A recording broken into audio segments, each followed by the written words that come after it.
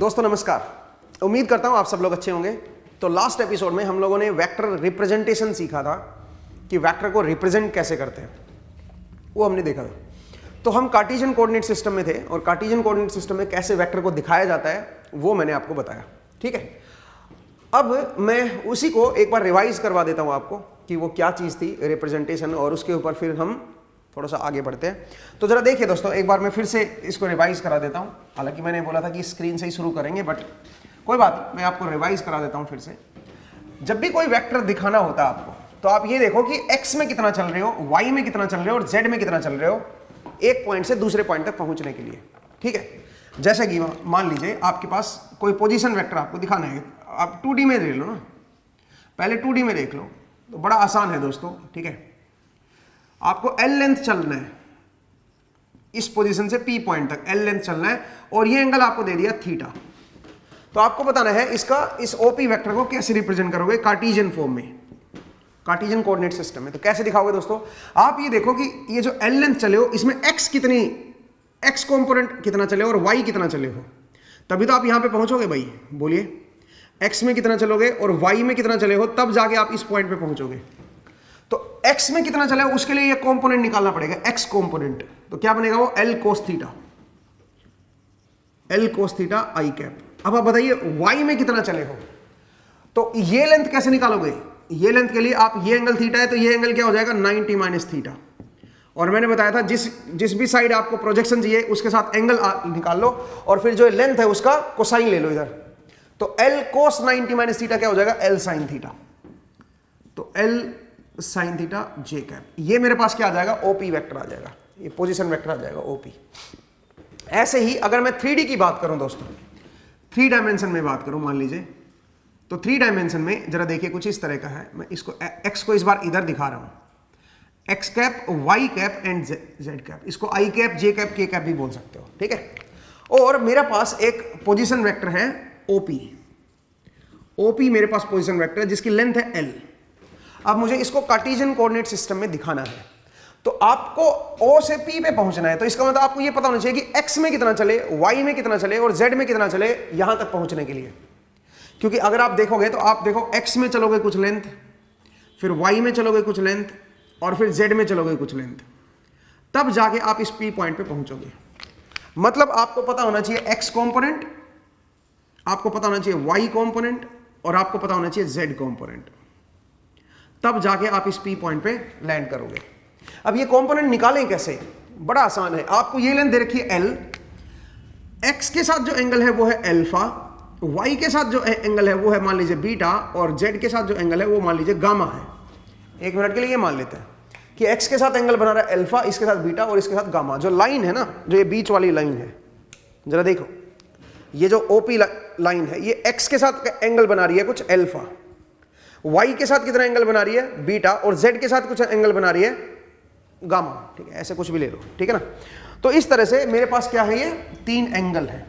अब मुझे ये लेंथ निकालनी है दोस्तों, ये प्रोजेक्शन निकालना है इस L का इस तरफ। तो क्या हो जाएगा बताओ जरा, ये हो जाएगा L cos थीटा, ये हो जाएगा L cos अल्फा, माफ कीजिएगा L cos अल्फा। अब आ जाइए इस तरफ, ये प्रोजेक्शन निकालना है y में। y मतलब ये वाला है भाई, इधर कितना चले हो आप, इस तरफ कितना चले हो। जो ये लेंथ है वही लेंथ यहां से मैंने दिखा दी है। तो अब बताओ, ये लेंथ अगर L है और ये बीटा एंगल बना रहा है, तो ये प्रोजेक्शन क्या बन जाएगा, L cos बीटा, और ये जो वर्टिकल है ये क्या बन जाएगा, L cos गामा। ये z की तरफ चले हो आप। तो इसका मतलब इस पॉइंट पे पहुंचने के लिए x में इतना लेंथ चलना पड़ेगा, y में इतनी लेंथ चलना पड़ेगा, और z में ये। तो अगर मैं इस OP वेक्टर को दिखाऊंगा अब यहाँ पे, तो OP वेक्टर को कैसे दिखाओगे दोस्तों, OP इज इक्वल टू क्या बन जाएगा, L cos alpha I cap plus L cos beta j cap plus L cos gamma k cap. ये मेरा OP वेक्टर आ जाएगा। अब ध्यान रखिए, इस वेक्टर की जो लेंथ है वो L है। तो अगर मैं डायरेक्शन की बात करूं, सिर्फ डायरेक्शन की बात करूं, OP की डायरेक्शन की बात करूं, तो इसको डिवाइड कर देता हूं इसके मैग्नीट्यूड से। इसकी जो मैग्नीट्यूड है OP वेक्टर का वो L है मैग्नीट्यूड। तो इसको मैं L से डिवाइड कर देता हूं, तो क्या आ जाएगी मेरे पास, इस वेक्टर की डायरेक्शंस निकल के आ जाएंगी।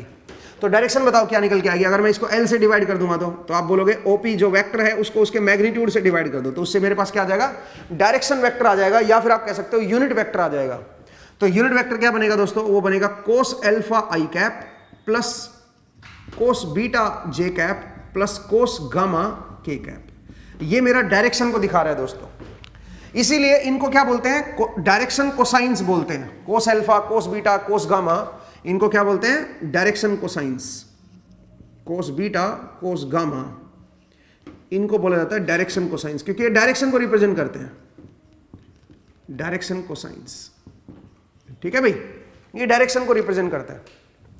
तो इस तरह से आप क्या कर सकते हो, इस ओपी वेक्टर की डायरेक्शन निकाल सकते हो। अब अगला सवाल यहां पे ये उठता है कि अगर ये यूनिट वेक्टर है तो इसका लेंथ क्या होनी चाहिए बताओ इस वेक्टर की। ये भी तो एक वेक्टर ही है, इसमें भी देखो 3 डायरेक्शन है, आई कैप की तरफ कोस अल्फा, जे कैप की तरफ कोस बीटा लेंथ है, और के कैप की तरफ कोस गामा, तो इसका मतलब ये भी एक वेक्टर ही है। बट ये यूनिट वेक्टर है, इसका मैग्नीट्यूड मेरा 1 है, तो अगर मैं इसका मैग्नीट्यूड निकाल लूं तो वो 1 के बराबर नहीं चाहिए। और मैग्नीट्यूड कैसे निकालते हैं किसी भी वेक्टर का, अगर ऐसे दे रखा है तो बस उनके कंपोनेंट का स्क्वायर कर दो, ऐड कर दो, रूट ले लो, इससे उसका मैग्नीट्यूड निकल जाएगा। तो आप बताओ इसका जो मैग्नीट्यूड आएगा, तो वो मैग्नीट्यूड कैसे निकालेंगे, मैग्नीट्यूड बनेगा कोस square alpha plus cos square beta plus cos square gamma, और इसका रूट ले लो भाई, ये इसका मैग्नीट्यूड हो जाएगा दोस्तों। And this has to be 1, ये मैग्नीट्यूड मेरा 1 होना चाहिए दोस्तों। Cos square alpha plus cos square beta plus cos square gamma, ये जो मैग्नीट्यूड आना चाहिए मेरा 1 आना चाहिए। ठीक है भाई, ये मेरा मैग्नीट्यूड 1 बनना चाहिए, क्योंकि ये यूनिट वेक्टर है। तो यहां से आप ये कह सकते हो कि जो अल्फा बीटा गामा है वो इंडिपेंडेंट नहीं हो सकते, उनको रैंडम कुछ भी नहीं ले सकते, उनके बीच एक रिलेशन बनेगी। क्या, cos square alpha plus cos square beta plus cos square gamma, this has to be 1, ये मेरा 1 होना चाहिए दोस्तों। ये इंडिपेंडेंट नहीं हो सकते अल्फा बीटा गामा, ठीक है, आपको इनको इंडिपेंडेंट नहीं ले सकते कि जैसे मैंने एक ले लिया 30 डिग्री, एक ले लिया 60 डिग्री, एक ले लिया 90 डिग्री, ऐसा कुछ नहीं ले सकते हो। ये रिलेशन सेटिस्फाई होनी चाहिए दोस्तों, ठीक है, तभी आप जो है लिख पाओगे। चलिए अब जरा कोशिश करते हैं इसको लिखने की। मैं जरा एक एंगल लेने की कोशिश करता हूं और उससे जरा चेक करने की कोशिश करते हैं कि देखते हैं क्या बनता है। मैं इसको रब कर रहा हूं भाई, ठीक है। तो मैंने आपको बताया कि डायरेक्शन कोसाइंस क्या होते हैं, यूनिट वेक्टर कैसे निकालोगे। अगर ये एंगल पता है तो आप यूनिट वेक्टर लिख सकते हो सीधा सीधा, आपके यूनिट वेक्टर कैसे निकालोगे और आपके इन एंगल के बीच क्या रिलेशन है। तो ये बड़ा इंपॉर्टेंट है भाई, इनको आप थोड़ा सा ध्यान रखिएगा, ठीक है। नेक्स्ट अब थोड़ा सा एक स्टेप और आगे चलते हैं। अब जरा देखिए, मान लीजिए आपको मैं कोई वेक्टर दे दूं और उसके 2 एंगल दे दूं, तो तीसरा एंगल आप निकाल सकते हो इजीली। जरा देखिए, अगर मैं ये 3 डायरेक्शन दे रहा हूं, ये है मेरी एक्स कैप, ये है मेरा वाई कैप और ये है मेरा जेड कैप, और इसमें मेरे पास कोई वेक्टर है ओपी, ये पॉइंट है ओ, ये पॉइंट है मेरा पी, तो ये है मेरा ओपी वेक्टर, ठीक है। अब ये एंगल बना रहा है, यहां इसके साथ एंगल बन रहा है मान लीजिए 30 डिग्री, इसके साथ ये एंगल बना रहा है 60 डिग्री। आपको बताना है ये एंगल क्या आएगा, जेड के साथ, एक्सिस के साथ कितना एंगल बनाएगा। तो पहले ये एंगल निकाल लेते। तो क्या करोगे दोस्तों, आप जानते हो cos square alpha plus cos square beta plus cos square gamma has to be 1। अब बताओ, अल्फा की वैल्यू 30 डिग्री है, बीटा की वैल्यू 60 है, गामा निकालना है। अल्फा एक्स के साथ एंगल होता था ना, तो कोस 30 का स्क्वायर हो रखा है। कोस 30 कितना होता है, √3/2, तो √3/2 का स्क्वायर करोगे तो 3/4 आ जाएगा, ठीक है भाई।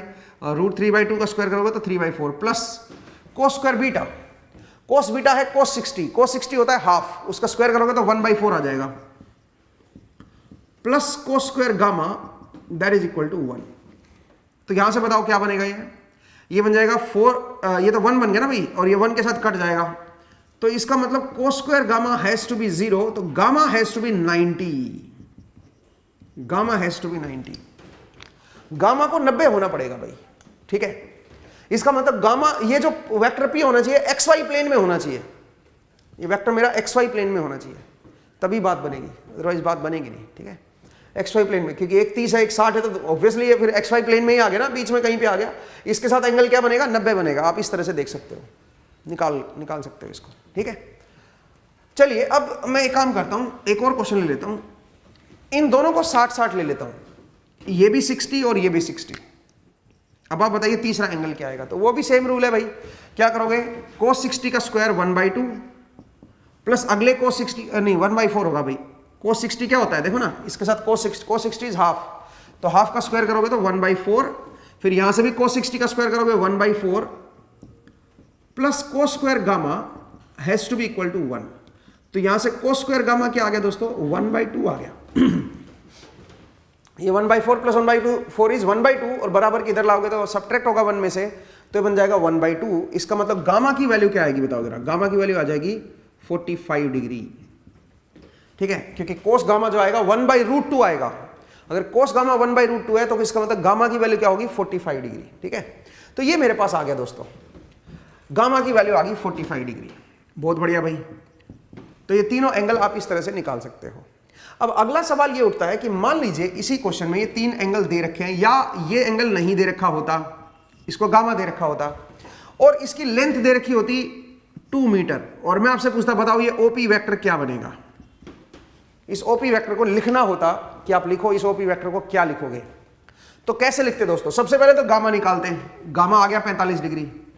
उसके बाद अब मैं इस ओपी वेक्टर को लिखूंगा, तो कैसे लिखूंगा, इसकी लेंथ है 2, तो 2 cos अल्फा आई कैप प्लस 2 cos बीटा जे कैप प्लस 2 cos गामा के कैप, ऐसे तो लिखोगे भाई ओपी वेक्टर को।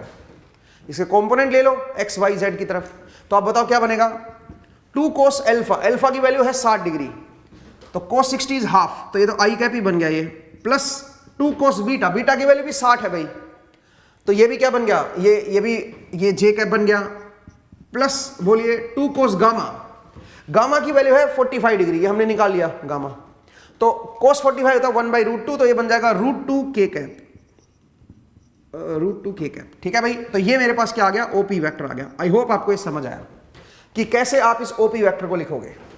अगर आपको ये एंगल वगैरह सब पता है तो आप इजीली इस ओपी वेक्टर को लिख सकते हो दोस्तों, आसान कहानी है। मुझे उम्मीद है कि आपको ये कंसेप्ट जो है समझ आया कि कैसे वेक्टर को रिप्रेजेंट किया जाता है 3D में, 3 डायमेंशन में कैसे वेक्टर को रिप्रेजेंट किया जाता है, ठीक है।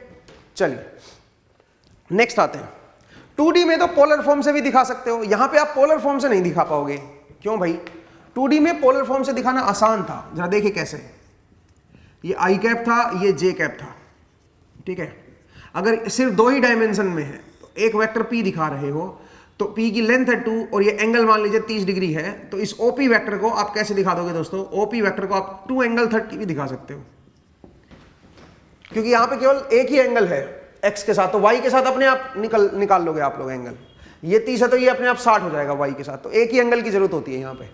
बट यहाँ पे आप ऐसे पोलर फॉर्म में नहीं दिखा पाओगे, क्यों, क्योंकि पोलर फॉर्म में दिखाने के लिए जो 2 है इसका x के साथ अलग एंगल है, y के साथ अलग, z के साथ अलग, तो कौन से एंगल को दिखाओगे, तो इसलिए पोलर फॉर्म में आप उसको दिखा नहीं पाओगे। यहाँ पे 2D में दिखा सकते हो पोलर फॉर्म में, 2D में जो वेक्टर होते हैं उनको पोलर फॉर्म से दिखा सकते हो, बट 3D वाले वेक्टर को नहीं दिखा पाओगे, 3D वाले वेक्टर को इस तरह से आपको दिखाना होगा। तो मुझे उम्मीद है ये आपको समझ आया। आगे बढ़ते हैं भाई, नेक्स्ट जरा देखिए वेक्टर को रिप्रेजेंट कैसे करते हैं, ये अभी तक हमने देखा है।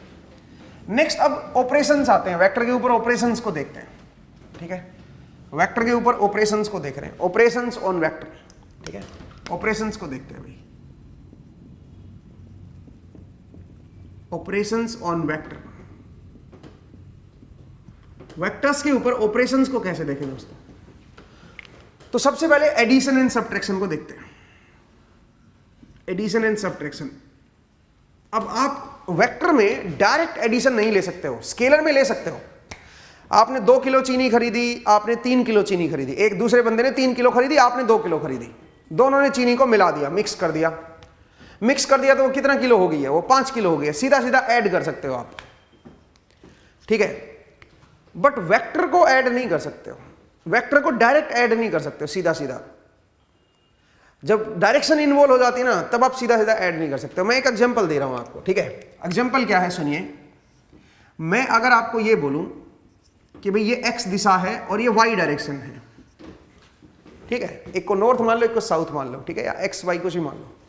एक बंदा है जो यहां से चलना शुरू करता है और वो इस दिशा में जा रहा है 2 मीटर पर सेकेंड से, और एक बंदा है जो इस दिशा में जा रहा है और वो जा रहा है 4 मीटर पर सेकेंड से, ठीक है।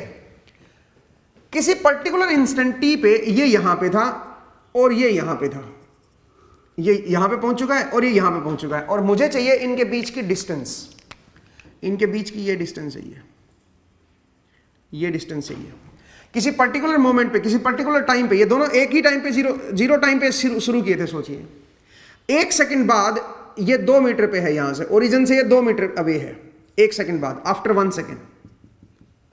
और ये कहां पे है बताओ, ये 4 मीटर पे है ओरिजिन से एट t = 1, ये 4 मीटर पे इधर जा चुका है और ये 2 मीटर पे इधर जा चुका है।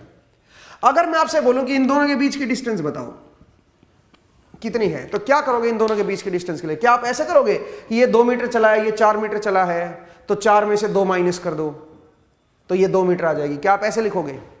ना, ऐसे नहीं करोगे। अब यहां पे दिक्कत आ गई है, यहां पे डायरेक्शन इन्वॉल्व हो गई है दोस्तों।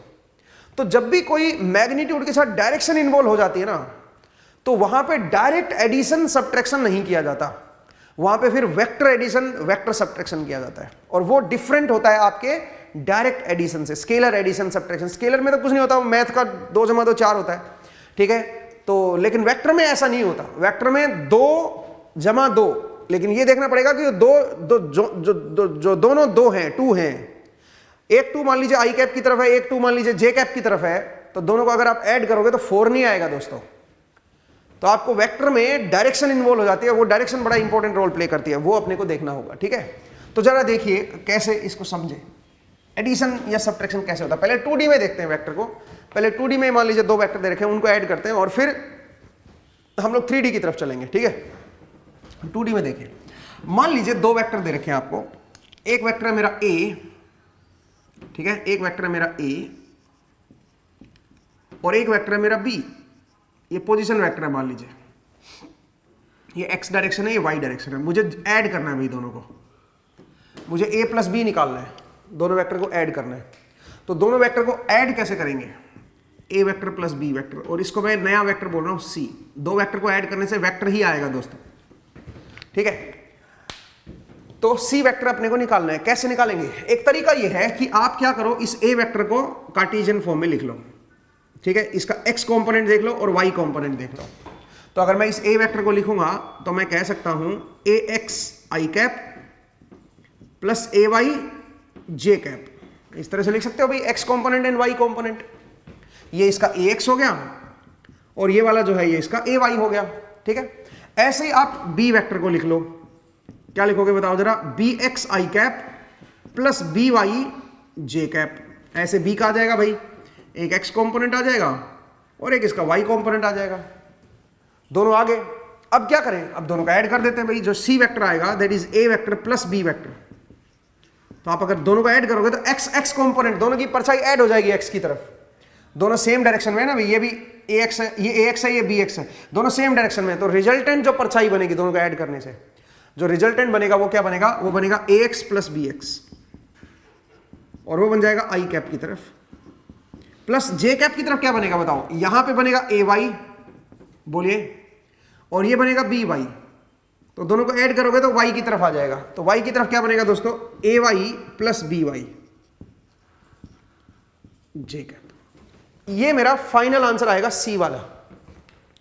तो अगर आप c को दिखाओगे तो कहां पे दिखाओगे? अगर c को दिखाना होगा तो जरा देखते हैं, c को दिखाते हैं, जरा देखिए c को कैसे दिखाओगे। तो c में जो x कंपोनेंट है वो ये है और y कंपोनेंट जो है वो ये है। ये c की में x की तरफ परछाई है, तो इसको आप cx बोल सकते हो। तो cx मेरा, इन दोनों का ऐड करो ना ax और bx को, तो रिजल्टेंट मेरा यहां तक चला जाएगा, ये बन जाएगा मेरा cx, ठीक है।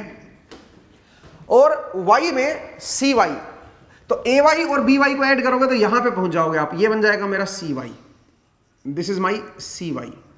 और इन दोनों को ऐड करोगे तो रिजल्टेंट जो है वो समवेयर मेरा यहां पे आएगा। x में पहले इधर चले फिर y में चले, रिजल्टेंट मेरा ये आ गया, ये मेरा c वेक्टर आ जाएगा। समझ आया कैसे निकालोगे c वेक्टर? तो c वेक्टर निकालने के लिए दोनों को क्या लिख लो? कंपोनेंट में ब्रेक कर लो। इसका x कंपोनेंट निकाल लो, इन दोनों का x x ऐड कर दो, y y को ऐड कर दो, सिंपल है। तो उससे मेरे पास एक cx आ गया, एक cy आ गया, और फिर cx cy से आप सीधा सीधा ये दिखा सकते हो। अब आप बोलोगे सर मतलब कर सकते हैं, बट अगर सोचिए इसका एंगल दे रखा होता, ये पोलर फॉर्म में दे रखा, क्योंकि 2D में तो हम पोलर फॉर्म भी इस्तेमाल कर सकते हैं। जो 2D वेक्टर होते हैं उनके लिए तो पोलर फॉर्म का भी इस्तेमाल हो सकता है, बिल्कुल भाई। तो अगर पोलर फॉर्म में दे रखे होते तो क्या करते, तो कार्टेशियन में कन्वर्ट कर लेते, ऐड कर देते, ठीक है। मतलब आसानी है। जैसे कि मान लीजिए ए वेक्टर दे रखा है कि उसकी लेंथ है 2 और एंगल है 45 डिग्री, और बी वेक्टर दे रखा है आपको, उसकी लेंथ है मान लीजिए 4 और एंगल है 60 डिग्री। मुझे निकालना है ए वेक्टर प्लस बी वेक्टर, ये क्या होगा। तो कैसे करोगे दोस्तों, ये बड़ा आसान है भाई। ए को पहले कार्टेशियन फॉर्म में ब्रेक कर दो, तो ये बनेगा 2 cos 45 डिग्री आई कैप, तो cos 45 degree I cap plus 2 sin 45 degree J cap, ठीक है भाई। तो आई कैप और जे कैप में हमने ब्रेक कर लिया इसको। ऐसे ही आप क्या कर लो, बी को ब्रेक कर लो, 4 cos 60 आई कैप प्लस 4 sin 60 जे कैप। तो हमने इस बी को भी ब्रेक कर लिया। अब क्या करना है, अब दोनों को ऐड करना है भाई। तो ऐड करना है तो क्या करो, आई कैप कंपोनेंट ऐड कर दो, तो ये बन जाएगा √2। cos 45 क्या होता है, 1/√2 होता है ना, तो 1/√2 को 2 से मल्टीप्लाई करोगे तो क्या आ जाएगा, √2, और यहां पे क्या बन जाएगा, cos 60 की वैल्यू क्या होती है, हाफ, तो ये बन जाएगा 2। तो ये तो आई कैप का कंपोनेंट हो गया टोटल भाई। आई कैप इसका और आई कैप इसका, मैंने दोनों को इकट्ठा कर दिया, ठीक है। अब नेक्स्ट आइए, अब यहां पे देखो जे कैप में इसका बताओ, इसका बनेगा √2 और इसका क्या बनेगा, इसका बनेगा 2√3। तो √2 और इसकी जो वैल्यू आएगी वो आएगी 2√3, ये बन गया जे कैप, सही है भाई। तो इस तरह से मेरे पास सी वेक्टर आ जाएगा, इस तरह से सी, और इसका फिर वापस आप क्या कर सकते हो, इसकी आप इस सी वेक्टर को दिखा दो कि भाई एक्स में कितना है और वाई में कितना है, और इस तरह से सी वेक्टर निकालोगे, इसकी लेंथ निकाल लो और इसका एंगल निकालो। अगर पोलर फॉर्म में दिखाना है तो इसको आप पोलर फॉर्म में दिखा सकते हो, आसान कहानी है। अगर दो वेक्टर पोलर फॉर्म में दे रखे हैं तो तीसरे वेक्टर को भी जनरली हमें पोलर में ही दिखाना होता है। तो आप क्या करो, आप ये एक्स कंपोनेंट लिख लो, इसका जो एक्स कंपोनेंट आएगा वो लिख लो भाई, और इसका जो वाई कंपोनेंट है वो लिख लो, उससे लेंथ निकाल लो टोटल। और ये एंगल कैसे निकालोगे, अगर आपको ये लेंथ पता है, सी वाई पता है, और आपको ये लेंथ पता है सी एक्स, तो ये एंगल निकालना बहुत आसान है भाई। थीटा इज इक्वल टू क्या बनेगा, tan inverse of C Y upon C X करके आप ये एंगल निकाल सकते हो थीटा। और जो एल लेंथ निकालोगे, एल कैसे निकलेगा भाई, एल निकलेगा √(c(x) का स्क्वायर प्लस cy का स्क्वायर। इस तरह से आप ये लेंथ भी निकाल सकते हो, आसान कहानी है। तो आपको अगर ऐसे दे रखे हो और आपको आंसर पोलर फॉर्म में चाहिए तो आप ये कर सकते हो, बट ये बड़ा लंबा तरीका है सच बताऊं तो।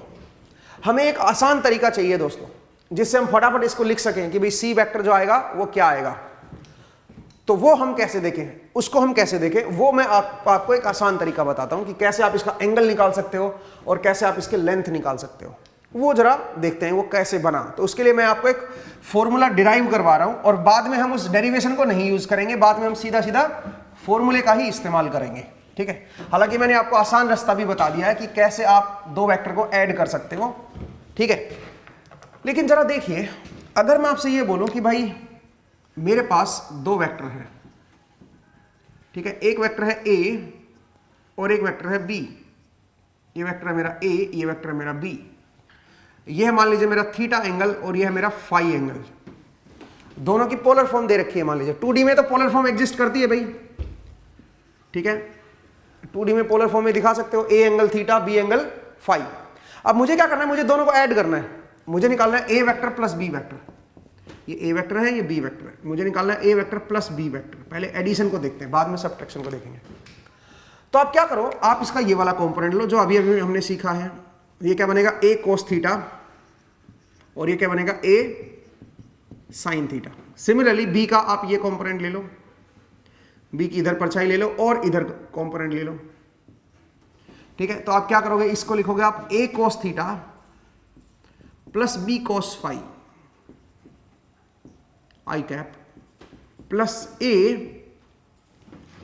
Sign theta plus b sine phi, और ये क्या बन गया, ये बन गया जे कैप। बोलिए दोस्तों, तो अपने पास जो सी वेक्टर आया, दोनों का एडिशन से जो बना, उसका नेट एक्स कंपोनेंट आ गया और नेट वाई कंपोनेंट आ गया। हमने दोनों का X component and Y component दोनों निकाल दिए। अब क्या करेंगे, अब मुझे तो पोलर फॉर्म में चाहिए ना सी वेक्टर, तो उसका मैग्नीट्यूड निकालते हैं सबसे पहले। जो सी वेक्टर, इनका दोनों का रिजल्टेंट जो निकल के आएगा, ए प्लस बी जो निकल के आएगा, जिसको हम सी बोल रहे हैं, उसका टोटल लेंथ निकालते हैं। तो टोटल उसका एक्स कंपोनेंट पता चल गया अपने को, और टोटल उसका वाई कंपोनेंट पता चल गया। ये सी एक्स है, ये सी वाई है। अब आप बताइए जो लेंथ आएगी मेरे पास वो क्या बनेगी, वो इसका स्क्वायर प्लस इसका स्क्वायर कर दें, a cos theta plus b cos phi, इसका स्क्वायर कर देते हैं, plus a sine theta plus b sine phi, इसका स्क्वायर कर देते हैं। बोलिए दोस्तों सही है। और इसका रूट ले लेते हैं, तो ये क्या बन गया, ये मेरी जो सी वेक्टर आएगा दोनों का सम जो बनेगा उसका लेंथ आ जाएगी ये। चलिए इसको जरा सोल्व करते हैं, तो क्या बनेगा बताओ जरा। ये ए बनेगा a square cos square theta plus b square cos square phi plus a b cos theta cos phi. अब आ जाइए दूसरा, a square sine square theta plus b square sine square phi plus a b sine theta sine phi. जरा देख लीजिए दोस्तों, ये बना कि नहीं बना। तो अपने को क्या करना है, इन दोनों को ऐड करना है दोस्तों, इन दोनों को ऐड करना है, दिस प्लस दिस, तभी तो आपका ये बनेगा, ये सी लेंथ आएगी ना भाई। तो अब दोनों को ऐड कैसे करें, अब वो जरा देखिए। यहां से देखो, यहां कोस स्क्वायर और साइन स्क्वायर दोनों को ऐड कर रहे हो आप, तो यहां से क्या बचेगा ए स्क्वायर, यहां से क्या बचेगा बताओ बी स्क्वायर, और यहां से क्या बचेगा, यहां से ए बी मेरे पास बाहर आ गया, यहां से ए बी मेरे पास बाहर आ गया, और अंदर क्या है जरा देखो, cos theta cos phi plus sine theta sine phi, देखो, और यहां पे 2 भी आएगा भाई, माफ कीजिएगा, स्क्वायर खोलोगे तो 2 भी तो आएगा, ठीक है। हाँ जी, तो अब बताइए cos theta cos phi sine theta sine phi, cos theta into cos phi plus sine theta into sine phi क्या होता है, cos of phi minus theta लिख दो या थीटा माइनस फाई लिख दो, एक ही बात है, और उसका ले लो रूट। ये बना कि नहीं बना, ये बना मेरा सी वेक्टर की लेंथ, जो सी वेक्टर है मेरा ये वाला a प्लस बी, उसकी लेंथ आ गई। तो इसको आप सीधा सीधा भी याद रख सकते हो, कैसे भाई, जब भी आपको लेंथ निकालनी हो तो आप ये देख लो कि जो दो वेक्टर हैं जिनको आप ऐड कर रहे हो उनके बीच का एंगल क्या है। ये एंगल फाई था पूरा, ये एंगल थीटा था, तो उनके बीच का एंगल क्या बनेगा, फाई माइनस थीटा। तो अगर आपको जो रिजल्टेंट वेक्टर, दो वेक्टर को ऐड करने से जो आया है हमारा, अगर उसका मैग्नीट्यूड निकालना है तो क्या करोगे, a square plus b square plus 2ab cos of उनके बीच का एंगल का डिफरेंस, उससे क्या आ जाएगा, और रूट ले लो ऑब्वियसली, तो उससे आपके पास जो रिजल्टेंट वेक्टर आएगा उसकी लेंथ आ जाएगी। इसको याद भी रखिए। अब यही हमने यूज किया था, अगर आपको याद हो, कॉम्प्लेक्स नंबर में। दो कॉम्प्लेक्स नंबर की पोलर फॉर्म अगर दे रखी थी तो हम तीसरा जो कॉम्प्लेक्स, उनको ऐड करने से जो तीसरा कॉम्प्लेक्स नंबर आ रहा था उसकी जो लेंथ हम लोग निकाल रहे थे वो इसी फॉर्मूले से निकाल रहे थे, ठीक है। दो कॉम्प्लेक्स नंबर को ऐड करने के लिए आप एक बार जरा लेक्चर में जाकर रिपीट करके देखें, उसको रिवाइज करके देखें, उसमें भी यही फॉर्मूला यूज कर रहे थे। तो फॉर्मूला बड़ा आसान है, इसको याद करना भी बड़ा आसान है। A square plus b square plus 2ab cos of उनके बीच का एंगल, चाहे थीटा माइनस फाई हो चाहे फाई माइनस थीटा हो, उससे कोई फर्क नहीं पड़ता। नेगेटिव कोसाइन के अंदर नेगेटिव पॉजिटिव से कोई फर्क नहीं पड़ता, ठीक है ना। तो इस तरह से आप ये फॉर्मूला पुट कर दोगे और उससे आपका, और रूट ले लो इसका, इसके पास क्या आ जाएगा, तीसरे वेक्टर की लेंथ आ जाएगी। बट अपने को तीसरे वेक्टर का अब एंगल भी तो चाहिए, ये वाला एंगल चाहिए भाई, कि जो रिजल्टेंट वेक्टर आएगा वो किस एंगल पे आएगा, एक्स एक्सिस के साथ, क्योंकि उसको पोलर फॉर्म में लिखना है ना। तो रिजल्टेंट वेक्टर किस एंगल पे आएगा, देखो रिजल्टेंट वेक्टर का आपको x कंपोनेंट पता है, cx पता है आपको ये, और y कंपोनेंट भी पता है, ये है मेरा cx, ठीक है, और ये है मेरा cy, मतलब ये लेंथ भी पता है और ये लेंथ भी पता है, और अपने को ये एंगल चाहिए। इस एंगल को मैं गामा बोल देता हूं, तो tan गामा निकाल लो सीधा सीधा। tan gamma is equal to total y component, दोनों का, दोनों वेक्टर का टोटल y कंपोनेंट देख लो, divide by total x component कर दो, तो क्या हो जाएगा बताओ जरा, ये बन जाएगा a sine theta plus b sine phi divide by a cos theta plus b cos phi, simple. और यहां से आप गामा निकाल, tan इनवर्स करके गामा की वैल्यू निकाल सकते हो। कहानी बड़ी सिंपल है। तो आप इस तरह से मैग्नीट्यूड भी आ जाएगा और उसका एंगल भी आ जाएगा, यहां से गामा भी आ जाएगा। तो इस वेक्टर की पोलर फॉर्म हम इजीली निकाल सकते हैं, और लेंथ के लिए ये फॉर्मूला यूज करेंगे। तो देखो कितना आसान हो गया उस चीज से इस चीज को समझना। हालांकि ये जो एंगल निकालने का जो तरीका ना, मैं आपको एक और आसान तरीका भी बताऊंगा आगे चल के, ठीक है, कि एंगल को आप डायरेक्ट कैसे देख सकते हो, मतलब इजी वे में कैसे देख सकते हो, तो वो भी आप देख पाओगे, ठीक है। बट पहले आप इस चीज को समझिए। अब इसके ऊपर एक क्वेश्चन कर लेते हैं, ठीक है। 2D में तो पोलर फॉर्म का इस्तेमाल कर सकते हो, 3D में नहीं कर पाओगे। 3D में तो कार्टेशियन में ही कन्वर्ट करना पड़ेगा आपको, आई कैप जे कैप के कैप कंपोनेंट ही निकालना पड़ेगा और फिर ऐड या सबट्रैक्ट करना पड़ेगा। बट 3D में ऐसा कर सकते, 2D में ऐसा कर सकते हो। जरा देखिए भाई, मान लीजिए मैं बोलूं कि भाई मेरे पास दो वेक्टर है, एक आई कैप है, ये डायरेक्शन है आई कैप जे कैप, और एक वेक्टर है मान लीजिए मेरा 2 और एंगल कितने पे है 30 डिग्री पे, तो ये बन गया मेरा ए वेक्टर और उसको 2D में है तो पोलर फॉर्म में दिखा रहा हूं मैं।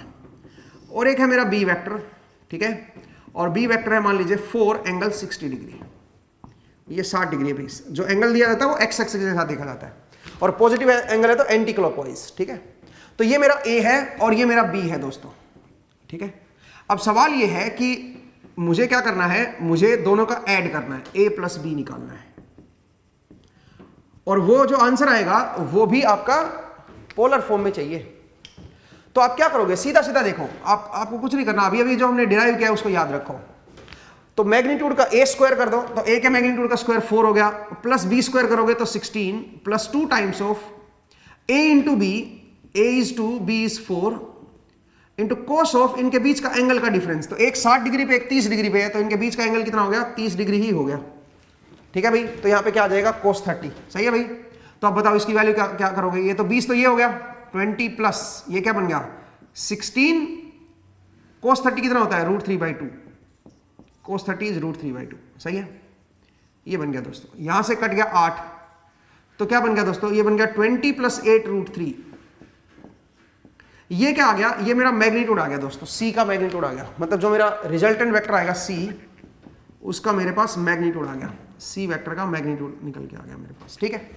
अब आइए सी का एंगल कैसे देखें, तो tan गामा लगाओ, tan gamma is equal to जो इसका x कंपोनेंट है ये वाला और इसका x कंपोनेंट है ये वाला, इन दोनों को ऐड कर दो तो बताओ क्या बनेगा। और y कंपोनेंट भी ऐड करना है, तो पहले y को, ऊपर हमेशा y को लिखते हैं, तो y कंपोनेंट क्या बनेगा इसका बनेगा 2 sin 30 प्लस ये क्या है 4 sin 60 divide by x component, इसका x कंपोनेंट प्लस b वाले का x कंपोनेंट, तो इसका x कंपोनेंट क्या बनेगा 2 cos 30 प्लस 4 cos 60, तो दोनों का x कंपोनेंट ले लिया भाई। और यहां से अब आप क्या कर सकते हो, गामा निकाल सकते हो, gamma will be equal to tan inverse of क्या आ जाएगा 2 sin 30 1 बन गया भाई, प्लस sin 60 √3/2 होता है तो 2 √3 डिवाइड बाई cos 30 कितना होता है, cos 30 इज √3/2, तो यहाँ पे √3 आ जाएगा सीधा सीधा, और cos 60 हाफ होता है तो 2 यहाँ पे आ जाएगा। तो यहाँ से आप क्या कर सकते हो, गामा निकाल सकते हो और मैग्नीट्यूड यहाँ से आ जाएगा आपका। तो जो सी वेक्टर बनेगा उसका मैग्नीट्यूड भी पता चल गया आपको और कितने एंगल पे है ये गामा, ये भी पता चल गया, ठीक है भाई। यहाँ से मैग्नीट्यूड आ गया, यहाँ से उसका एंगल आ गया, तो सी वेक्टर को अगर आप लिखोगे तो एक उसका मैग्नीट्यूड हो जाएगा और एक उसका एंगल हो जाएगा। इस तरह से आप उसको रिप्रेजेंट कर पाओगे दोस्तों, सी वेक्टर को आप लिख पाओगे इस तरह से। और ये देखिए एडिशन कैसे करते हैं। दूसरा एक और तरीका भी है, आप इस ए को कार्टेशियन में कर लेते पहले और बी को भी कार्टेशियन में कर लेते हैं और सी को कार्टेशियन में निकाल ले और बाद में फिर कार्टेशियन से क्या कर दो, पोलर फॉर्म बना दो, ठीक है। आप खुद ट्राई कीजिएगा। नेक्स्ट क्लास में इसके ऊपर कुछ क्वेश्चंस करेंगे हम लोग, ठीक है। 2D को देख रहे थे हम लोग एडिशन को, फिर हम 3D का एडिशन देखेंगे और फिर सब्ट्रैक्शन पे आएंगे 2D एंड 3D को कार्टेशियन कोऑर्डिनेट सिस्टम में। ये सब कार्टेशियन में चल रहा है दोस्तों, ठीक है। तो आज के लिए इतना ही करते हैं दोस्तों, नेक्स्ट क्लास में फिर से आपसे मुलाकात होगी। अपना ख्याल रखिए, पढ़ते रहिए, मुस्कुराते रहिए, नेक्स्ट टाइम मिलते हैं। Thank you.